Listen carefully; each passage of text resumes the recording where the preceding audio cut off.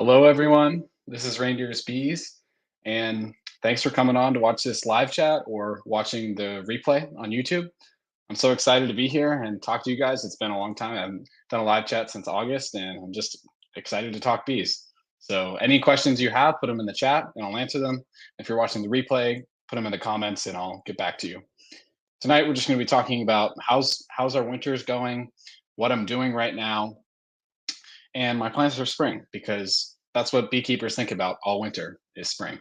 So I think we'll go at least 30 minutes. If there's a lot of questions, and I have a lot more to talk about, which I always can keep talking about bees infinitely. So that's not an issue for me.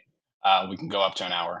So just excited to be here. So tonight we'll start with talking about what I'm actually doing tomorrow, even, which is feeding hive sugar. So I am a strong proponent of feeding so much sugar water in the fall that you don't need to feed during the winter. But due to my schooling, I'm still a senior in high school, I did not get enough feeding. Pretty much just on one place because I didn't have the right feeders and they really weren't able to take the same amount of syrup as the other bees. So they don't have nearly as much food. Thankfully, they're at my house, and so it'll be much easier to feed them than if they're at one of my out yards. So, there's that. And I'm going to check out my other colonies, see how large the clusters are, as well as go through and just add some sugar here and there when they need it. Last time I checked, I think I have 20, well, definitely 22 alive, possibly as many as 24 alive out of 25 hives. So my winter has gone shockingly well. I expected to have heavy losses. My mites were never under control last year. No matter what I did, I just couldn't get my mite levels down. So I don't really understand why my hives are still alive at this point. So, kind of interesting. Got some messages here in the chat. First from Brian J. Madere. Hopefully, I'm pronouncing his name right. Russians so far seem to go into winter with smaller clusters. Very interesting bees. These are the Russian queens I got from the koi breeder, koi, who's in Richard Koi. Or actually, there's several different kois, but they're in the Russian Breeders Association. Yeah. So Brian saw my chat with Mike Zatek, my buddy, and he is a keeper of Russian bees, and Brian got some last year. So they seem to be working out well for him. I'm definitely breeding my bees towards the same thing, Brian. I really think it's valuable to have bees that shut down earlier in the year and shut down earlier and cluster smaller into winter. And then they explode when the time's right. And this allows them to eat less food in the fall when they have more brood and take longer to shut down, and less food in the spring. So even though I should be able to feed each hive 50 to 60 pounds of sugar in the fall in the form of sugar water, it's ideal if I wouldn't have to do that. Like if I only had to use, I don't know, 30 or 35 pounds, think about how much less work and money and sugar it would be if I was able to do that. So I'm definitely breeding towards that Russian, Carniolan, Caucasian genetics that, less brood in the fall and early spring. So very good point. He said they were $80 each. Wow, that's expensive. I'm surprised, but if you're getting quality queens, it's worth it. I mean, the queen is by far the most important bee in the hive, so makes sense. Short Pants Bee Farm. Norb was not sure what Norb means. Was over yesterday, looking at all my bees, and they've all been looking good. I've been feeding syrup. Where are you at, Short Pants Bee Farm? I mean, you must be relatively south to already be feeding syrup, but that's exciting, man. I'm excited for you. I mean, it's beekeeping so fun, and springtime is just awesome. I love it, and glad it's coming soon for you. Here we have Grayson from Wildwoods Honey Bee Farms. I have 3 hives at the moment. Going to get 6 nukes here soon in April. Yeah, it's the time of year. I mean, I hear from Bruce and your videos that spring has come very early in south of Alabama, which is shocking considering it already just comes really early every year. So uh, interesting with that. How many hives did you go into winter with, Grayson? If you can answer that in the chat, I'd be interested to know. We have Brian. I think my Russian drones are going to reach Norb's apiary queen. Can you clarify that word? Like, is it a company name or something? I'm a little unsure. Norb's apiary queens this spring. Reach out to. Not sure what that means, but he can clarify in the chat. So we okay. Here's some clarification. Wisconsin Norbert, my friend, and Brian got one of their overwinter dupes. Okay, gotcha. So it's a friend who produces bees. Nice. Yeah, I mean, drones are so important when it comes to your queens. I mean, that's half the equation, and we know that drones, over 30 drones can mate with one queen, and the more genetic diversity they have, the stronger the hives are.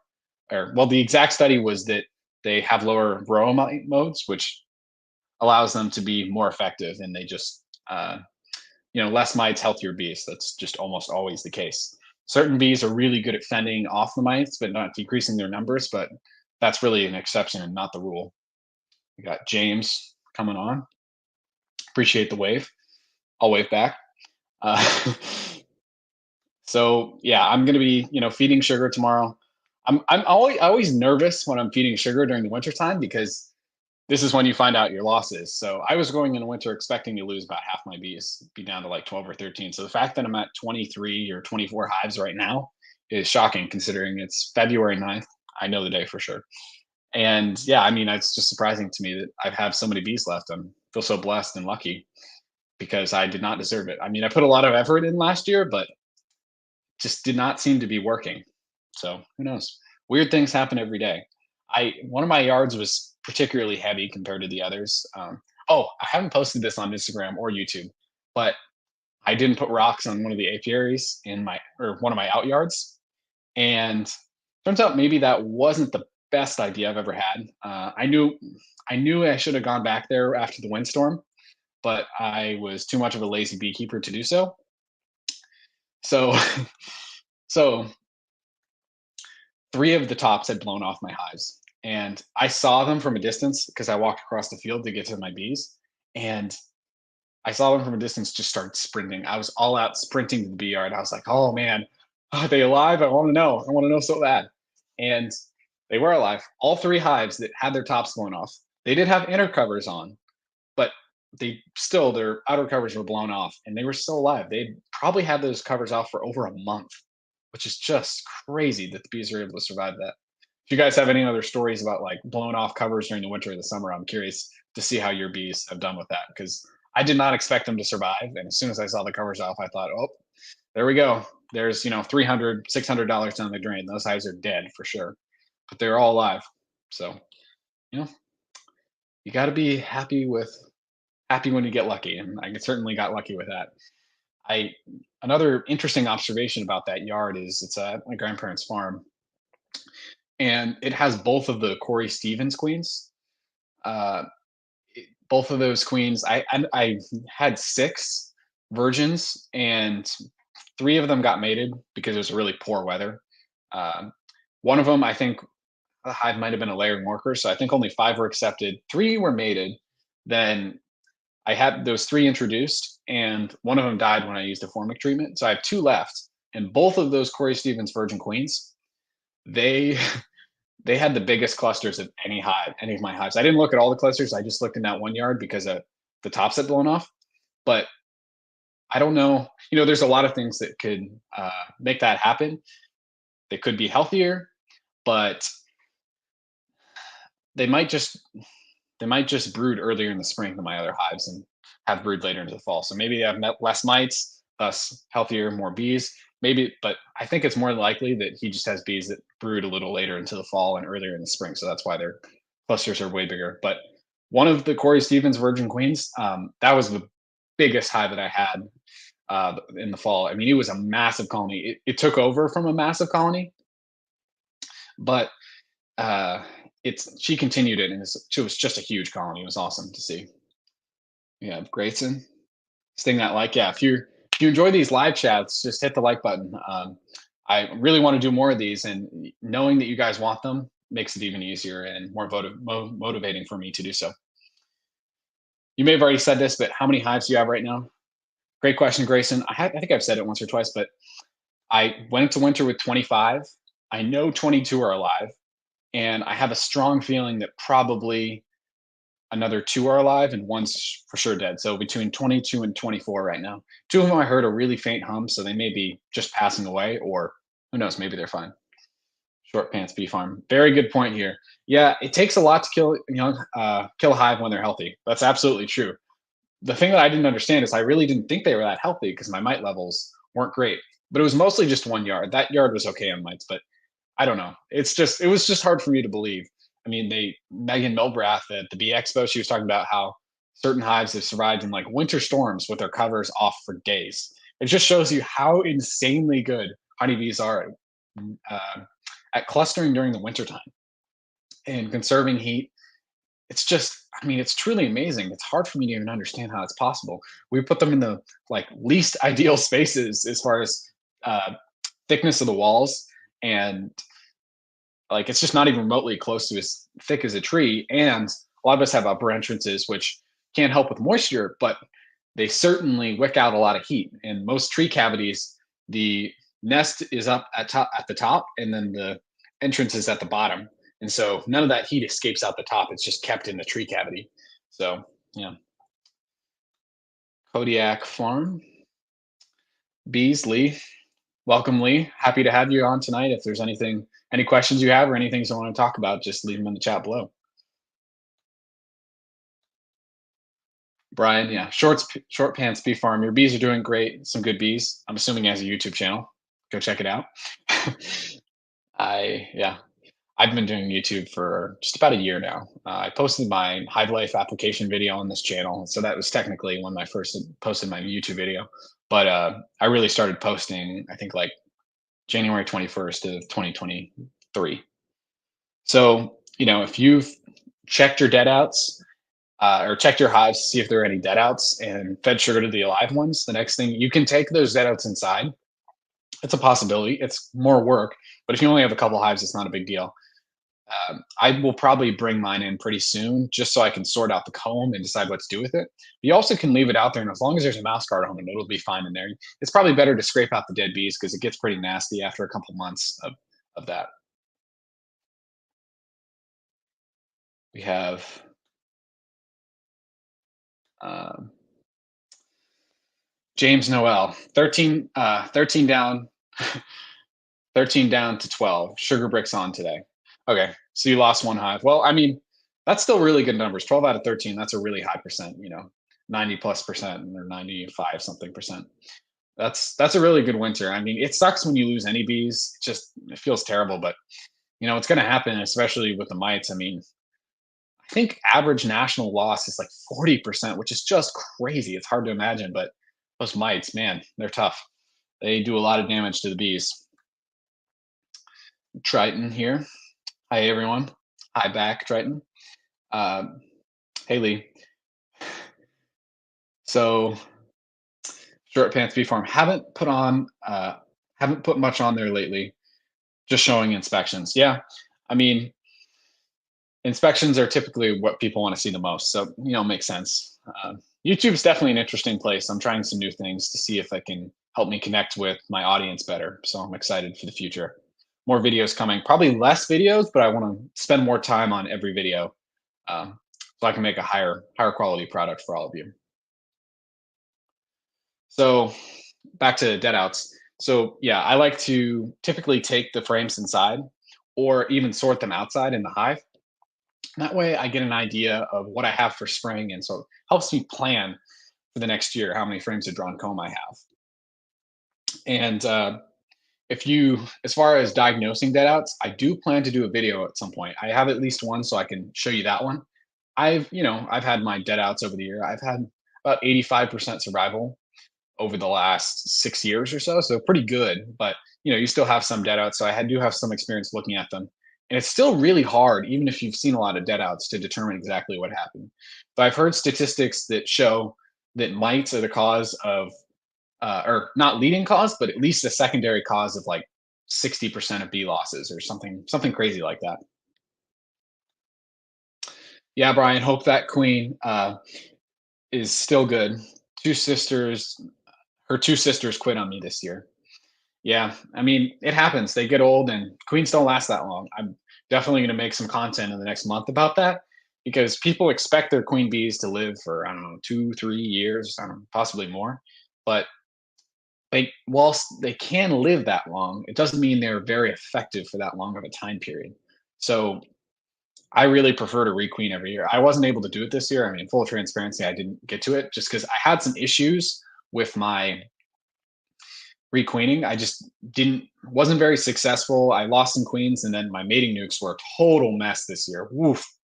It's just tough. I mean, I had such terrible mating, and I also had a disaster where I think a virgin queen killed about 30 to 40 queen cells. So it was a nightmare. But I didn't end up requeening all of my queens, but I think there were probably just maybe two or three left from the year before, maybe even closer to four. It's just in one apiary too. So Triton, yeah. Thank you. Thanks. Yeah. I really enjoyed that video too. It didn't get the kind of traction I was hoping for, but that's not always the point. Getting good information out there to help other beekeepers was what this channel is all about. So, thanks, thanks for watching. I mean, I enjoyed making it, and it's that stuff just fascinates me. Insulation and ventilation. It's such a hotly debated topic in beekeeping. I mean, well, there are many other hotly debated topics too, but that one especially. And it's just like I feel like it shows how easily people are able to grab onto a narrative and just make up a bunch of reasons why it works. So like 20 years ago, we decided ventilation was a good thing. So then we came up with reasons why it is a good thing. And I'm not saying it's all bad, but I think certainly the importance of it was overstated. And so that feels frustrating that people ran away with it so hard, Lynn, and so much changed. Like so many people bought, so many screen bottom boards because they thought it was much better for their bees. But it's not. In reality, it may not be at least even that much better, possibly any better. So yeah. Only lasted a year. I expect more. Yeah, I mean, 1 year. For me, I'm only going to breed from queens that live at least 1 year, so 2 seasons, or really what I'm going to get to when I have more hives. Probably not this year, but next year, maybe even this year. I want to breed from queens that have overwintered twice and are in their third season or 2 years old. So that's what I'm kind of hoping for, because that's one of the issues with our commercial industry is they breed from artificially inseminated queens, and so those artificially inseminated queens are very highly concentrated in their traits, specific traits, but they're not chosen because they live a long time and overwinter many years and produce for a high level. So that it's not angled towards being sustainable and lasting a long time. And even if I don't want to keep my queens for multiple years, I want my customers to be able to have the ability to do so. So that I'm definitely going to be breeding for longevity, even if it's not super important for the queens that I use myself, but certainly important for the people that are buying my queens. We have a message here from Wildwoods Honeybee Farms. I've been feeding one-to-one sugar water with Apis biologics. Apis works pretty good to stimulate the queen to lay. Down here, we want to have a lot of brood. Yeah, I mean, it certainly does work. Yeah, I've heard Ian. Ian is a strong proponent of rocket fuel, as many other commercial beekeepers feel the same way. And I watched Andrew Munn's breakdown with Ian about how it emulates natural parts of nectar and pollen. So it's pretty interesting and extremely complicated. That stuff's for people way smarter than I am to understand. But yeah, I don't really feed in the spring typically. I just use pollen patties. But if you want your hives to breed up in spring and they don't have a lot of honey, then absolutely it makes sense to feed them sugar water to make sure they don't starve. I find that the videos I think are not good tend to get the most views. Low. Yeah, it's hard to tell sometimes. I didn't expect that video to get a ton of views. I was just excited about bringing that information to everyone because I don't know, it just excites me because I love talking about bees and communicating with other people about bees. So that's what I love about it. Had some 4-year-olds, but those bees were mean. Didn't use that for queens. Yeah, isn't it funny how that works? The ones that make the most honey and that last the longest happen to be the ones that are just so angry and mean. It's just weird how that works out. Oh well, it is what it is, as Richard Noel loves to say. So, comment in the chat how many hives you sent into winter and how many came out, if you don't mind. I'm curious to see how you guys have done this winter. I know it's really warm winter overall. Typic in most places in the U.S. I'm sure it's not every town and city in the U.S., but many places have had a abnormally warm winter, and I would say we've had a pretty warm winter here in Maine as well. We didn't really get any cold temperatures or per normal per usual in December. It was mostly just raining forever, just raining, raining, raining. It was just so much rain, and it wasn't really getting to freezing. A lot of well, it freeze at night most of the time, but not during the day. And we were just getting so much rain. We got like zero snow around Christmas. We had like rain for 5 days straight, from like the 25th to the 30th. It was just a weird December. January has been relatively normal, I would say. It's been pretty cold. It's not freezing. I looked up the averages here.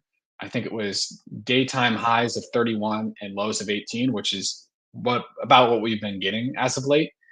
So thankful for that, because I really don't want an early swing. Many beekeepers do, but I want it just a normal year, just smooth as it can be. It never will be that, but I hope it. I hope it can be that. Yeah, it's been interesting. We have like a 15-degree temperature swing every single day, which is just unbelievable to me. I mean, that's normal. Like most days, we have a 15-degree temperature swing. Here, Grayson, are you going to raise queens this year? I'm planning to, if everything goes the way I would like to, but probably I won't. I won't ever know. Yeah, I do plan to raise queens this year, Grayson. I don't know if I'll be selling queens. Over the past 2 years, last year I sold 29 queens, and that was a terrible year mating wise and on my part too, with dealing with the mating nukes. So I could have sold way more than 29. And then the year before in 2022, I sold 33 queens. So I've sold some in the past, but I think this year I'm more going to focus on production for myself. That's kind of the plan. I don't know my working situation. I'd like to work at a commercial beekeeping company about an hour north of where I live. So we'll see how that all works out. So it should be interesting. Short Pants Bee Farm here. 26 in the fall. Uh, two were in queen failed, two starved. Oh yeah, so two's queens failed and two starved. Said I was to blame. Yeah, I mean it happens. I don't know if I've lost more than a couple from starving, but it's frustrating. You could have done better, and then it doesn't work out, but life gets in the way. And I'm saying that as a high schooler, so I can only imagine people with an actual full time job, how hard it can be to prioritize beekeeping at certain times, especially when family things are going on. James Lee, or sorry, Lee from Kodiak Farms. Uh, 77 degrees today. Going to be 79 tomorrow. Lee, can you drop in the chat where you're at? Like what state? That's crazy. I know that's really warm. So I bet your bees are having a field day pulling in all the new pollen. What are you going to use for mating nukes, Grayson? Grayson responded here. Um, that's Wildwoods Honeybee Farm. His name's Grayson. Went in with 6, came out with 3, 50% survival rate, not the best, but I'm going to get 6 nukes in April to replace the ones that didn't make it. Grayson, where are you getting those nukes? I'm just curious. I Bruce has never really said a certain place where he gets them, but I'm curious to see where you get them. And if you could answer Triton's question, what what are you going to use for mating nukes? What's your plan with that? And Lee is from Southern Louisiana, so that makes sense, Lee. Yeah, I bet it's pretty warm there. I think tonight it's going to be like 25 degrees here in Maine. I mean, it's not too cold, and tomorrow it's going to be 47. So, I mean, it's pretty much time to break out the bikinis at this point. If it gets to 47 in Maine in February, it happens most years, at least one day, but it's definitely exciting when it does. Short Pants Bee Farm here. Dang, that's hot. 29 degrees here right now.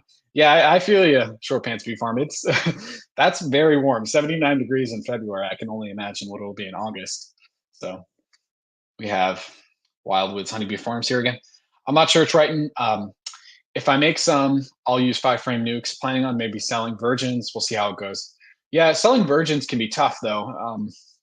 Corey can do it because his stock is so valuable, Grayson, because he has the 4s on the Harbo scores, and so his bees are really resistant to mites. And so he's able to sell virgins because there's such a high demand for his stock. But it's harder when you don't have like a known name to sell virgins, because most people don't want to buy virgin queens because they're such a pain in the butt to to introduce. Corey has a way to get a very high percentage of them, and mine, I think 5 out of the 6 were accepted. So I mean that's pretty high. Or yeah, 5 out of the 6. So I hope virgins work out for you, but I think you're probably better off trying to sell cells. Queen cells are can be easier to transport. Certainly into well, they're not easier to transport, but they're definitely easier to introduce. So I'd think about trying cells because they I've sold not a lot of queen cells, but some, and I'm slowly building up my market. I'm also only, you know, barely an adult. So I think that as I grow older and more experienced, people will be more interested in buying my queens and queen cells and my other products. I do pretty well selling honey though. People really like my honey. Triton, good luck. Yeah, good luck, Grayson. I mean, I hope it works out. 5 frame nukes are a great size. I think they work quite well. I use I use 3 framers and some 5 framers, so it doesn't really matter what size for mating nukes. The bigger they are, the easier it is to not let them swarm. So, you know, that's really the biggest thing to keep in mind. You want them to be obviously at least 2 frames, probably ideally 3 or more. So I hope that works out for you. Queen breeding's tough. Let me know in the chat, guys. How many of you tried queen breeding? I started my first attempt. I actually failed in 2020, but since then I've made queens from 2021 till 2023. So I've had 3 seasons of queen rearing. This will be my fourth. It's just saved me so much money. I bought a couple queens last year because I wanted the genetics, but overall I've saved an incredible amount of money from making my own queens. I mean, the amount of money it takes to make queens compared to buy queens is crazy. Like if you buy all the grafting materials, a cell bar frame, the bars and the cups, I would say and the grafting tool, you're looking at like $80, $100 max. And so you have to make 3 queens successfully to justify that purchase. That would be, I don't know. It just makes a lot of sense to me. I know it's tough for some people because it takes very specific timing, but like let's say you graft 20 queen cells and you only get 3, but if those 3, let's say you get 4 accepted and 3 come back, then you've made yourself $120, which already pays for your queen purchase, the materials for grafting. So I think you're just better off biting the bullet and buying the queen materials and trying it, because trust me, it will make a massive difference for you having younger queens and queens that you've made and choosing the queens that you want and propagating their genetics. I'm getting this. Grayson's referring to nukes because I was asking him where he's getting his nukes. I'm getting some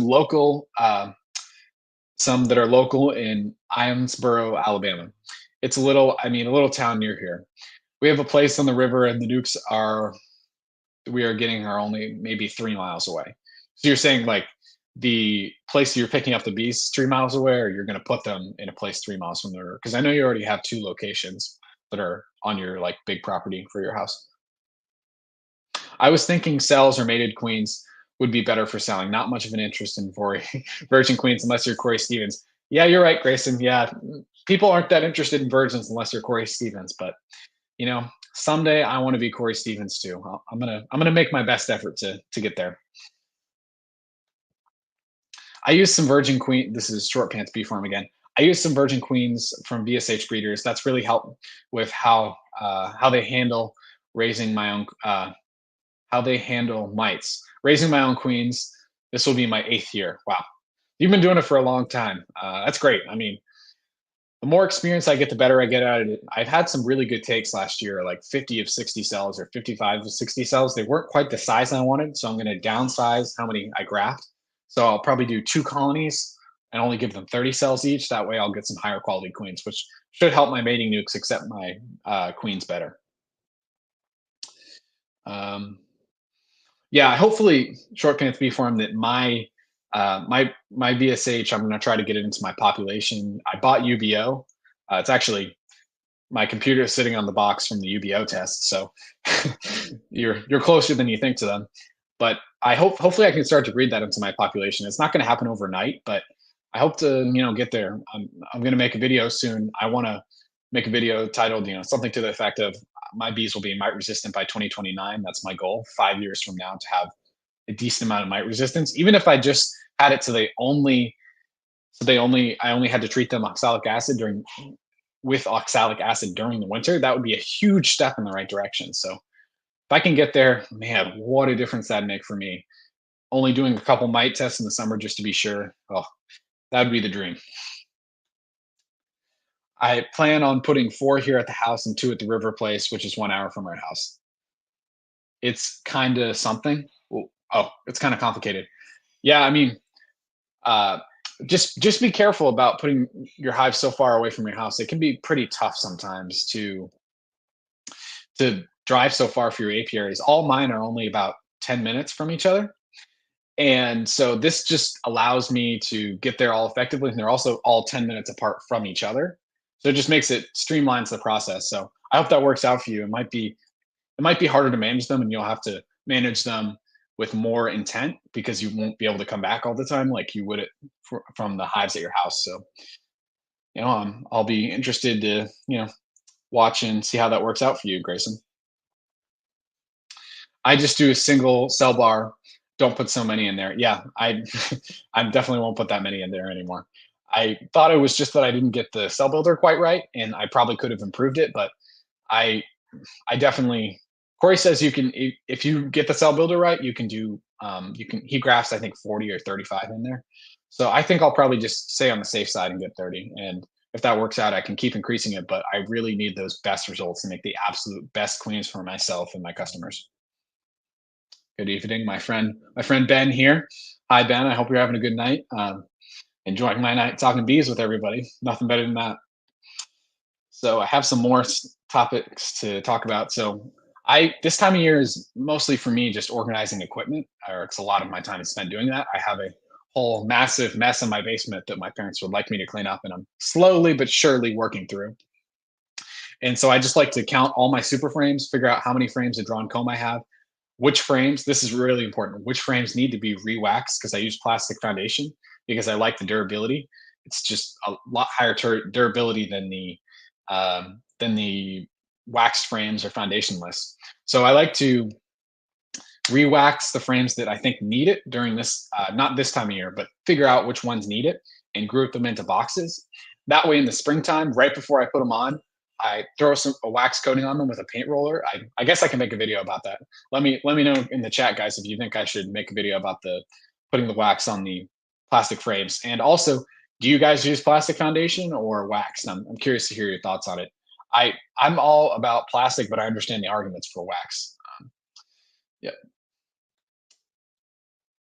here's another comment here. We usually go to the river place every week, so it probably won't be too hard to manage in the summer.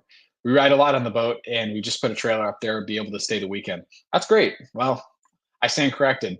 That definitely should work out for you then. Um, Hopefully, it's a even better honey location than at your house. I know you didn't get a good honey crop last year, but I know that's pretty standard for South Alabama last year. Really struggled as far as honey production went. Uh, I hope it works out better for you. I had a terrible honey year too. I only harvested 190 pounds, I think. Um, which you might say, well, that's kind of a lot, but it wasn't that much considering how many hives I had. If it was a good year, and I would say it was probably a year where we got about half the honey that we normally would, and so I would have expected at least 400, 500 pounds last year. And if we had a good honey year, possibly more than that. So it was just a tough year. It felt like I didn't get any comb drawn, but I guess I did. I don't know. Seems like I did because I've had a lot of partial frames of honeycomb. So yeah, once I'm working on all my equipment, that's one of the winter chores that I like to do. Well, not like to do, but need to do. And I go through, and that helps me begin to plan for the next year. So my goals, I'm sure I'll talk about this plenty in the future, but I hope to get to around 40 colonies this year. That's kind of my goal, is 40. So I want about 28 colonies or so, and about six or yeah, 28 colonies and maybe or 28 full size hives and 12 polystyrene 6 frame nukes. So I've got about 5 now, so I think I'll order 7 more. And that's kind of my hope. I don't know if it'll happen because you never know in beekeeping what will happen, but I'm really enjoying overwintering nukes right now because I started winter with 4, and I think all 4 of them are still alive. So those polystyrene 6 frame nukes, have done quite well for me, and probably my management on those bees was also part of the reason why they're still alive. You can have whatever fancy box you want in the winter, but if you didn't do the right stuff during the fall or the spring, fall, and summer, it doesn't really matter. So let me know, like, do you guys overwinter nukes? I think it's a relatively common practice. Just let me know in the comments. I'm curious to see uh, if you guys do that, because I this is the first year I've ever done it, but it's worked out pretty well for me, and so I definitely will be planning to do it again. So now you got your equipment organized. You fed your alive hives if they need it, and you've cleaned up your dead outs. One of the next processes in the midwinter is to order your equipment. I mean, ideally, you would have already ordered your, especially if you're ordering bees, you want to already order your bees, ideally in like December and January. So get those bees ordered. Definitely, like right now, tonight, you should go order your bees if you plan on it and you haven't done it already. And ordering equipment is also an important thing this time of year. That way, you don't get stuck with no equipment in May. If you order it now, get it built. If you buy it unassembled, which I do because I'm a cheapo and I don't want to spend the money. I rather assemble it myself. So that's kind of what I'm working on, deciding how many boxes I want to buy and just making those big decisions that will overarch my entire beekeeping season. Greg Burns has this great quote. Or this isn't his quote, but it's a quote that he uses. If you fail to plan, then you're planning to fail. And so I don't plan perfectly, far from it, but I like to at least have a decent idea of where I'm trying to go and what equipment and bees I need to get there. There's another comment in the chat here. All nukes surviving this year. Lucky me. You all the nukes you sent into winter is what you mean? Short pants bee farm? Yeah. I mean, nukes are a great way. I was at Etienne Tardif's talk at the Bee Expo, and he was telling us how, or he described it very simply. He said there was a divider in the middle of the room, and he said if I moved all of you to the left side of the divider because the room wasn't super full, and then I closed it and kept doing my presentation, would you guys become warmer or cooler? And everyone said warmer, of course, because, and that's what you're doing with a nuke is if it's not a massive hive, if you move it down to a nuke, they have to heat less area. So it takes much less energy and they're much less likely to die of, die of them being unable to keep the hive warm. And also, since they have less of an area to heat, they're also much less likely to starve because they just need less food. He says his bees during winter, a double deep, only need about 40 pounds of honey. And his winter is from like October or September all the way till May. So he has a really long winter, but those polystyrene insulated boxes, that's what I'm talking about. They are not cheap though. They're like, with the feeders, they're around $60. So it's a lot, but here's my guess is I can get, let's just say 10 years out of them. If it costs me $60 for each of those nukes, the boxes is what I'm talking about.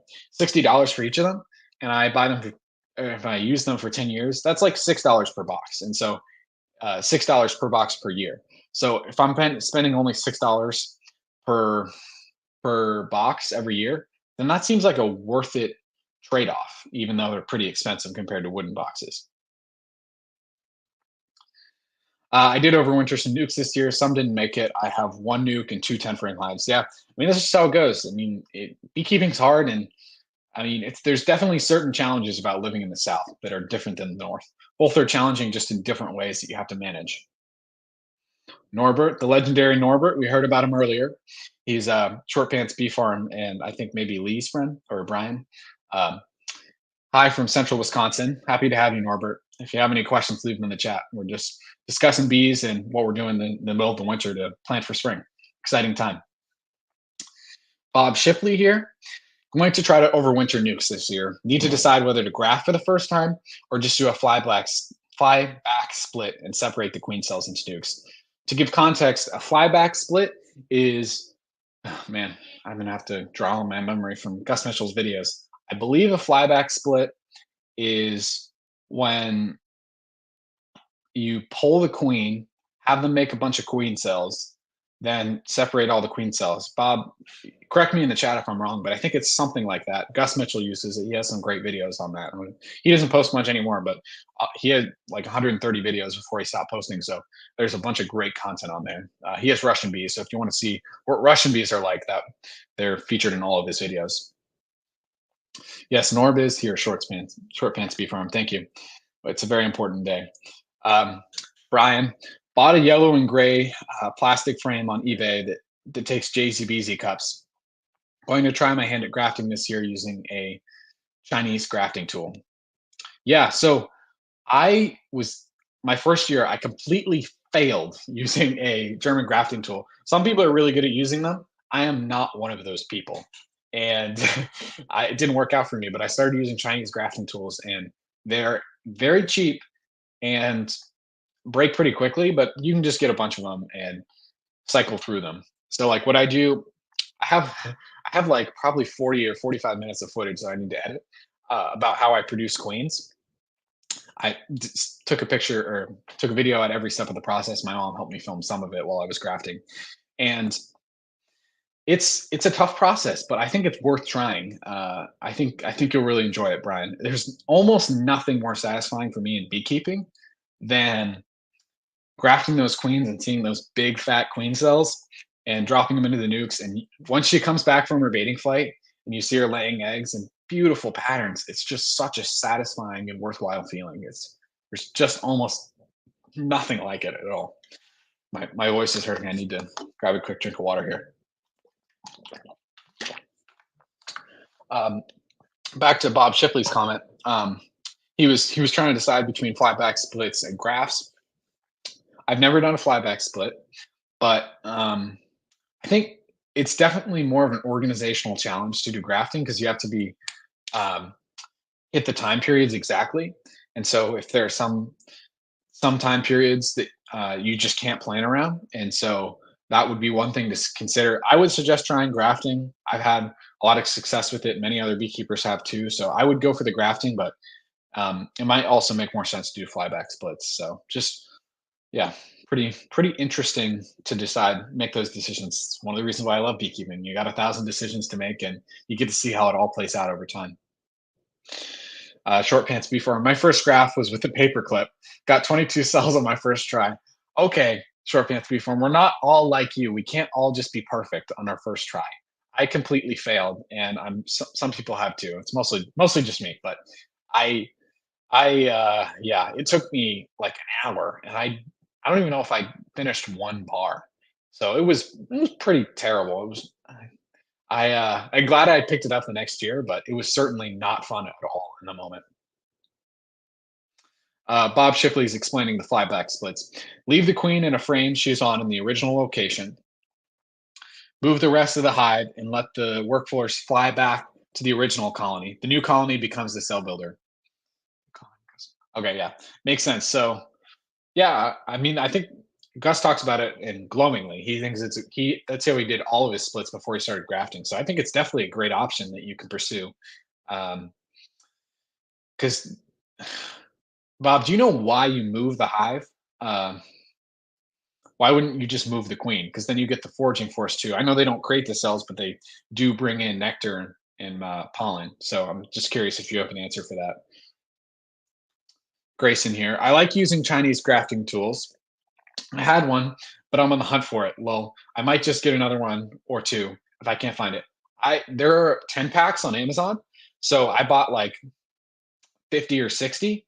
And every time I graft, I bend the tool back.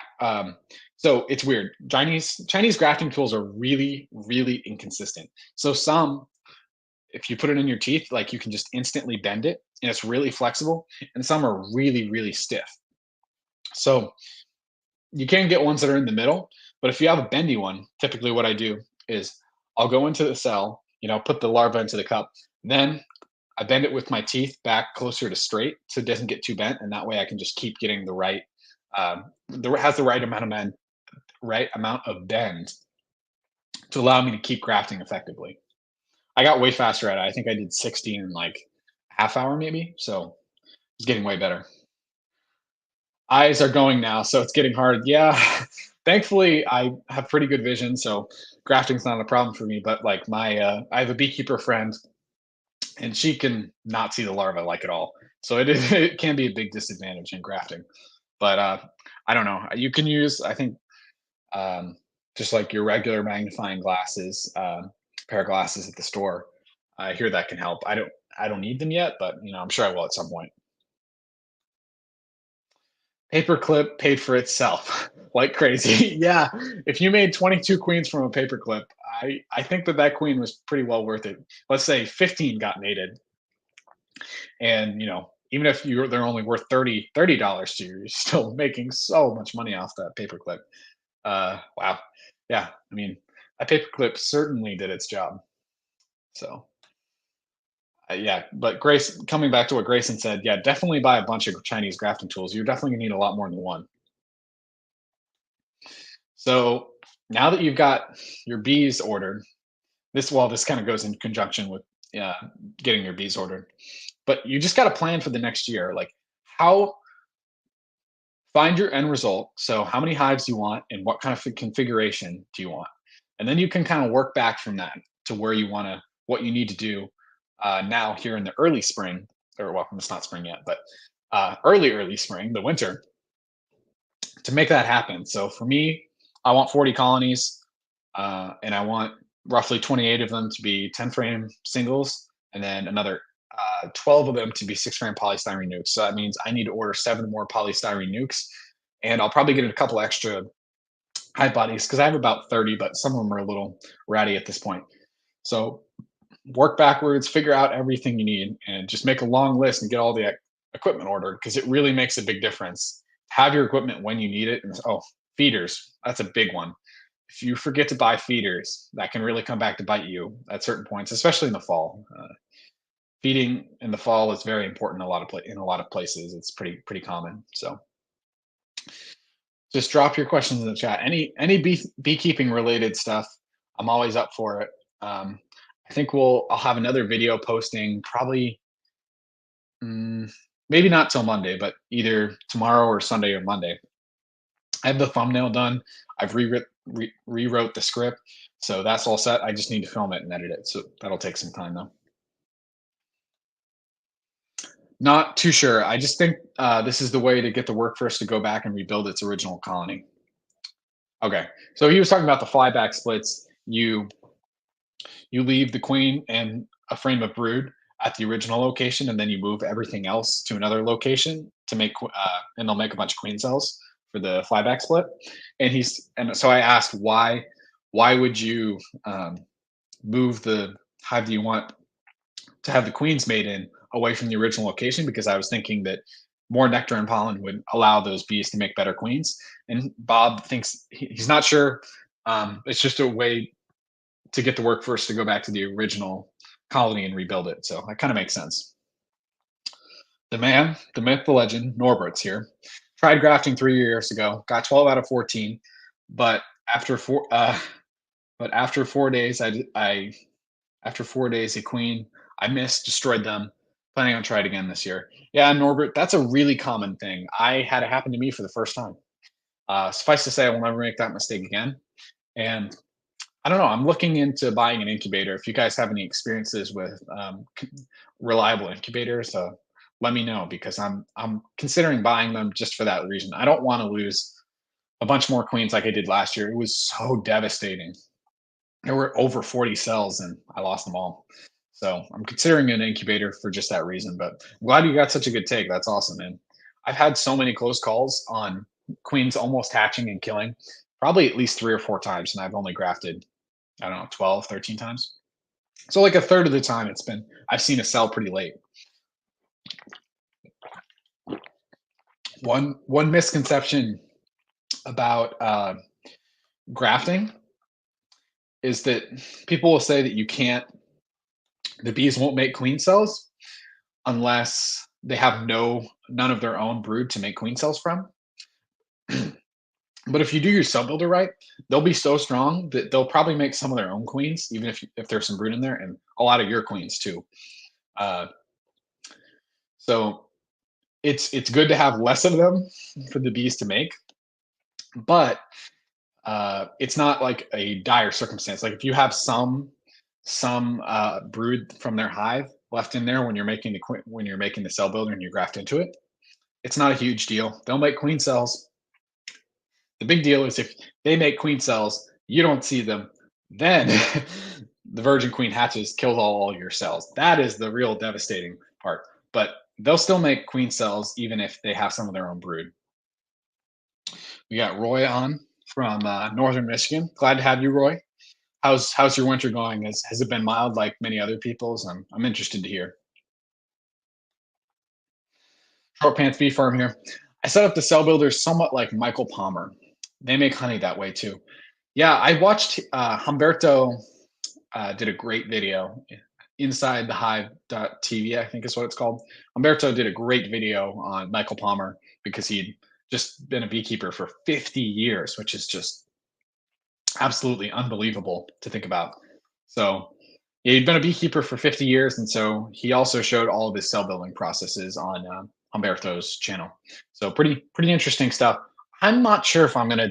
I've done something somewhat similar to Michael, not as far as using double resource colonies to populate my cell builders, but I've done similar manipulations the uh, without using the double nukes. So I think I want to switch more to Corey Stevens' approach, which is to use the bees' spirit for queen making in your cell builders. Like if I catch a hive swarming, that you can pull the queen. He calls it putting them into a retirement home, which is pretty funny. But and then graft right into it. They'll only accept some of the cells the first time because they have so much brood to make queens from. Go in, destroy all the queen cells. 10 days, or I think he probably waits 8 days after the graft. So once they're capped, then once he pulls out the first round of cells, the best round is the second round. He pulls them out after 8 days or some around 8 days after the initial graft, destroys all the queen cells. Then he goes through grafts again, and now they don't have any larvae to make queens from. So that second round's really good, and the bees are still pretty young at that point, so they make really good queens, and then I'll do it also a third time. But I think he says that the second round is the best. So you could make 60 or 90 queens off of one hive. My voice is still hurting me because I haven't talked this long in a while. Got some more chats here, or more comments here in the chat. Wildwoods Honey Bee Farm. I've used an incubator for queens before, and I made sure the moisture and temp was right. And I had a queen hatch, but she didn't make it. But that was my fault. There are professional incubators. Yeah, I've heard that some chicken incubators are actually perfect for queen bees, but I can reach out to Cayman or Corey or Ashby. All those people would help me figure out what the right ones would be, or what not the right ones, but ones that would work pretty well. We got Roy here from northern Michigan. No snow, 40 degrees still, but cooling down over the next week in the mid 30s. Yeah, I mean, it's weird. We barely have any snow here in Maine, about maybe an inch or two left on the ground, and it'll be gone after tomorrow. It's going to go up to 47. But next week, we're back down into the highs in the 20s, lows in the mid teens. Grayson here again. I have one more question for you, Rainier. What are some things you'd like to accomplish in 2024? Thanks for asking this, Grayson. I'm definitely going to make a video probably, or mention this in some videos, but in 2024, I want to make 40 queens. That's my number one goal. And past that, there's not a whole lot else that I'm focused on. I'm mostly, I don't know what I'm going to do as far as selling stuff. I've sold a lot of queens and a fair amount of honey the past couple of years, but I'm not sure what my working, how much I'll be working this summer. I'm not going to college in the fall, so I'm hoping to work full time starting in June after I graduate high school. And so I'm not really sure exactly how it's going to work out, but I want 40 hives, and I want to be doing Harbo assays and UBO tests on my bees so I can choose my best stock to breed from this year and beyond. So I'm quite excited about that. The Harbo test I won't be able to get in before I start grafting, because the bees have to have really high mite levels for Harbo tests to be effective. Because if you open 200 cells in a Harbo test and you find no reproductive mites, then it's considered a 4. But if you've artificially lowered the mite levels with miticides, then that's not because they are stopping reproduction of mites. It's just because you've treated them. So yeah, make it to 40 hives and focus on my queen breeding to make some mite resistant bees. We got Living Adam and Short Pants Bee Farm. Yeah, now I have glasses, but they fog up under my suit and slip down my nose. And when I bend forward, the cap I wear doesn't even help. When the suit pushes it and makes my glasses slip low. Yeah, when my mom is pouring water off a pot into the sink, it fogs up her glasses like they're completely covered in fog. So, in a bee suit, I can't imagine how uncomfortable it is. Adam says it drives him nuts. Yeah, I can only imagine. That's pretty frustrating. I would guess. Short pants bee farm. I don't use a suit. That's why I'm in short pants. That's why I'm short pants. Well, I I wish I could do that, but I would take so many stings. Man, it would be just so many stings. I took 78 stings this year alone, and that was with a full bee suit. So it was raining the whole time, so that was part of the reason why. We got Grayson's last message of the night here. Got to run, folks. Great live chat. Keep them coming. Enjoying listening to other beekeepers and ideas. Enjoy the chat. Take care and have a great weekend. RTR. Roll Tide, roll. That's right, Grayson. Roll Tide, roll. Caitlin DeBoer and company are going to kill it in Tuscaloosa. It's going to be awesome. Adam, haha, you would if you were working my bees, especially when robbing. I have a Swinty suit, which is premium, but I get stung through it. Yeah, I feel a similar way, Adam. I would get stung so many times. I'm only breeding my nicest stock, so it will change over time, but I still get stung a fair amount. Short pants bee farm, nice bees help. Yeah, they certainly do. I'm moving in that direction. I'm sure Adam's trying to as well. Also, I forgot to say, I hope you have a great night, Grayson. Thanks for coming on. I'll see you in the next chat. So we're going to wrap up in the next 2 or 3 minutes here. Get any final questions, any opinions or ideas or thoughts you've been having. Happy to discuss them for these last couple minutes. It's just been great to have you all on tonight, and I'm so thankful you could join me because one thing that never gets old is talking bees. I love it. Take one more drink of water here. All right. So we've been going for 57 minutes. Here we are. Yeah, short pants bee farm was fun. Yeah, it was fun. I'm glad you guys could all come on tonight. Hoping to get some new videos up. Should be working out. Like I said, I got some changes in the works, and we'll see how it works out. But thanks for coming on, guys, and commenting. It's always fun to communicate with other beekeepers.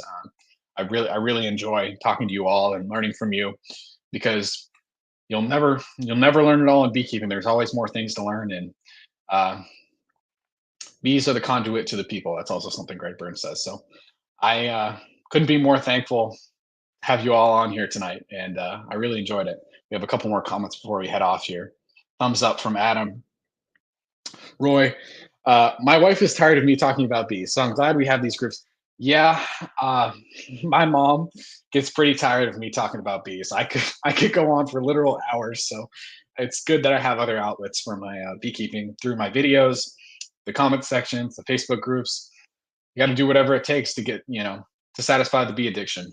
So I've certainly loved every moment, or not. I haven't loved every moment of it. That's hyperbole, but I've certainly really enjoyed being a beekeeper for the last almost 6 years now. I started when I was 12 years old, and as of April 14th, 2018, or April 14th, 2024, I'll have been a beekeeper for 6 years, which is just hard to believe. It feels like just yesterday I put on the suit for the first time, but right when I got home from bee class my first year, I started watching YouTube videos. So it's kind of all come full circle. I'm now here making some of the YouTube videos, and it's an interesting experience, and I'm glad I started last year, and I'm getting back into it now. There was a pretty long period where I didn't post, but I was just busy and didn't have a lot to show during the fall season. So thank you all so much for watching tonight. Coming on and watching on the replay. I really enjoyed talking to you all, and it's just super fun. And we'll have a live chat. I haven't quite posted it yet, but Brian from Flower Street Bees will be the guest next week, and I'm hoping to line up more and more guests. Hopefully, live stream every Friday, and most of them will be with different beekeepers that I think provide value to you all and know their craft. So, really excited. Thank you all for watching tonight, and especially in the commenting in the live chat and watching the replay. If you guys have any questions on the replay, just put them in the comment section down below. Happy to talk to you about anything involved with bees. And I hope you all have a great night. See you in the next live stream or video. Bye.